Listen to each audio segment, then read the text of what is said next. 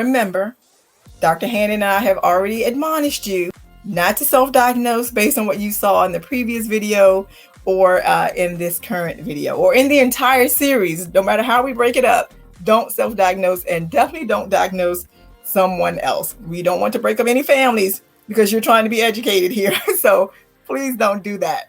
So once again, I want to thank Dr. Hannan for giving us his expertise and his time. And so now we're going to talk about some signs of hoarding that you might see externally or internally in a hoarded home. And again, this is not necessarily true for every hoarded home. These are just some of the general signs that you may see. So external, you may see windows are covered or blocked, and that may be on purpose. They've pulled the blinds because they don't want anyone to see in, or it may be because, the items that they're hoarding have, been pushed so far back that they're now blocking the windows, and guests aren't invited in or welcome inside. Now, Dr. Hannan, I'm sure you have a story or two on, and I know sometimes it's been difficult for me to get in, and I'm not an invited guest. I'm there to help.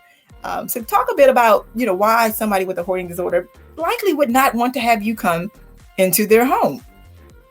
Yeah, there's a few reasons that people with hoarding disorder might not want you into their home. So I think, the one that we think of probably most easily is embarrassment, worrying about what people would say or what they would think about the situation. Exactly. I think there's some people that are also cognizant of it may not be safe. So some people are cautious in terms of bringing somebody in, like it might not be safe. You might trip and fall. They know the way to get around their home, but not everybody does. Exactly. It's their domain, so they know how to navigate. But you come in and you're like, well, where do I go? And then there's a liability as well. Yeah, and I think there is concern too that a lot of people have just in terms of what will happen if they let somebody see my home? Will they call somebody up? Will the authorities wind up coming in? Exactly. And that can go to a lot of places. Will the town come in and make me clean up? Do I have somebody that's in the house that could be compromised, that protective services would be called? Yes. So there's a lot of fear about bringing people into the homes as well. Exactly. That's a great point. And that will, again, go to the episode that you and I did on hoarders, and we'll talk about that in a little bit.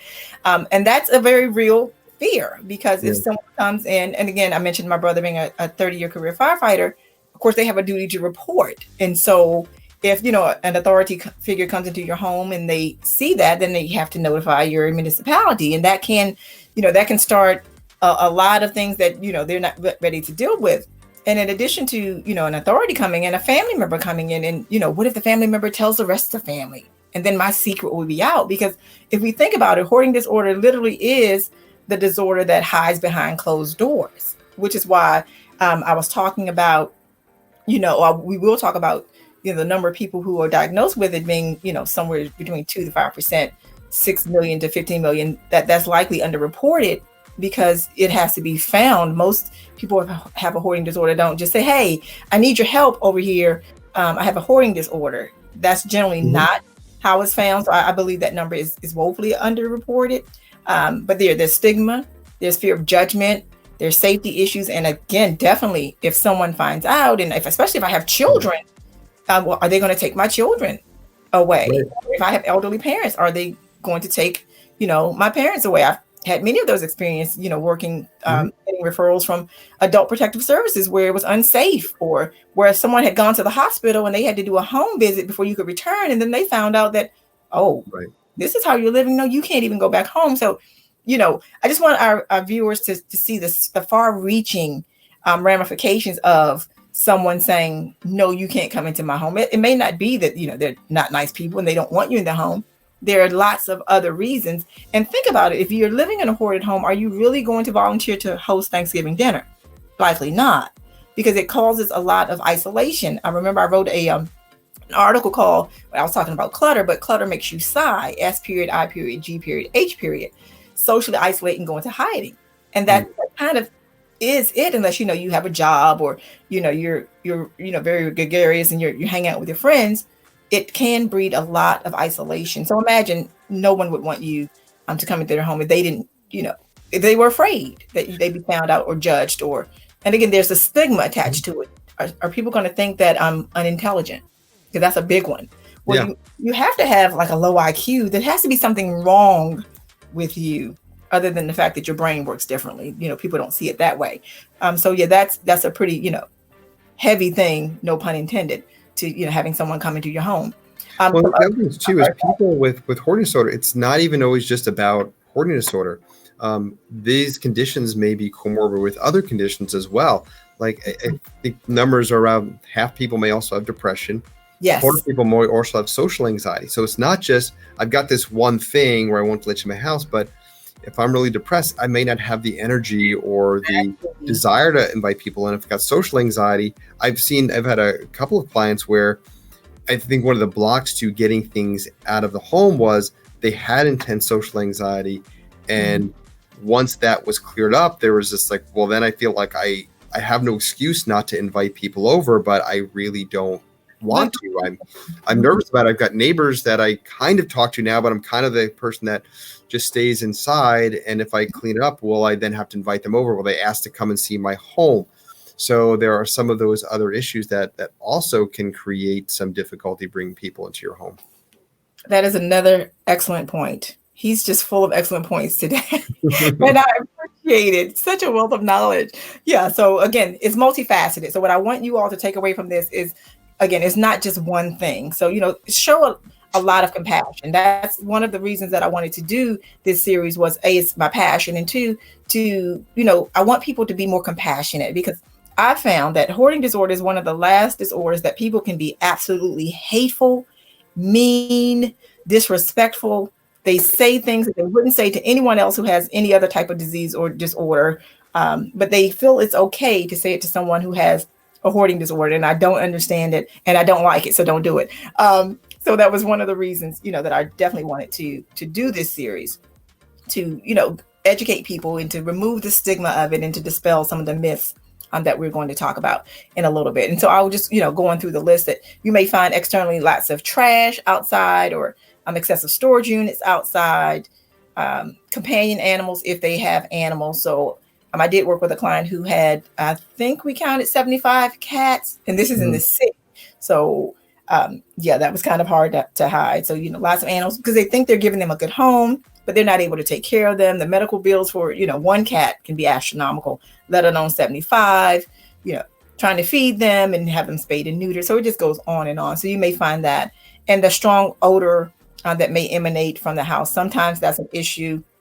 And quick, wanted to show, I was telling people, I wear, this is a respirator. Now we're familiar with these now, but 12 years ago when I started, like, what is that? And why do I have to wear it? Because, the odors in the home are sometimes overwhelming. And as Dr. Hannan has already alluded to, can be dangerous, the air quality, because we're going into homes where we don't live. So our bodies aren't used to that. So, we would go in, or let me say, I would go in with respirator, just, helps to filter the air. And, I'd have on the full hazmat suit, and I'll probably insert a picture to show how, I would go to work with the boots up to my knees and, just full on hazmat. Before we even knew anything about, protective equipment, I used what I called PAT, a proper attire at all times.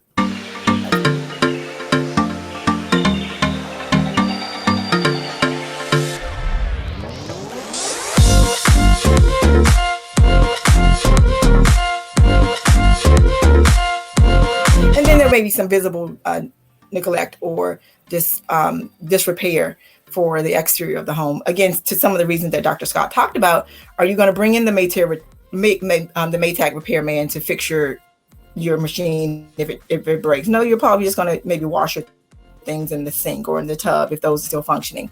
Are you going to over a painter to do the to paint your house if the paint is peeling? Probably not. Those things aren't so important. Possibly. Do you have anything to add, Dr. Hannan, before I moved on to the internal? Yeah, and I think one of the things that people wind up doing is they'll find sort of workarounds for those things. So if it's, my washer dryer can't get fixed, I'm going to go over to my son or daughters. I'll go to the laundromat because I'm going to get it fixed. And then you have family members who are like, why are you doing this? We can get this fixed. Like you're lugging all your laundry, to your car, then driving to the laundromat. And no, I'm going to do, I've got to clean up the area first. And it just goes on and on. And I've seen people do things like the space heaters, right? Like Well, the Yes. furnace is broken. I can't have somebody come and fix it.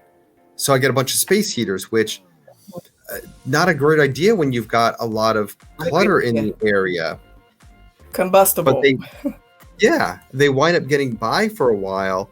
And then what you'll see is they'll make it through the winter. Not great. I mean, you go into a home like that and you're like, it's cold in here. You're kind of isolated. Right. You're isolated to certain rooms until the spring comes. Then it's like, oh, it's okay. I don't really need it now. So we don't think about getting repaired. Then it's fall again, and then it's winter, and you're right back where you were. So it's the cycle of it. Right. Yeah, those workarounds. And again, some of them are just mind blowing that, again, the energy that's expended in just daily living. Yeah, that just amazes me. We would just say, well, get it fixed. But again, we've already told you why it's just not so easy for them to get it fixed. So those were some of the external signs that you may see. Thank you again for taking the time to stop by my channel. And before you leave, give this video a thumbs up, leave a comment, subscribe, and turn on the bell notification. Do me one other favor, tell at least 5 people you know about my channel. I would greatly appreciate it. And if no one has told you today how awesome you are, I want you to know that you are absolutely, positively awesome. Take care. God bless. Bye.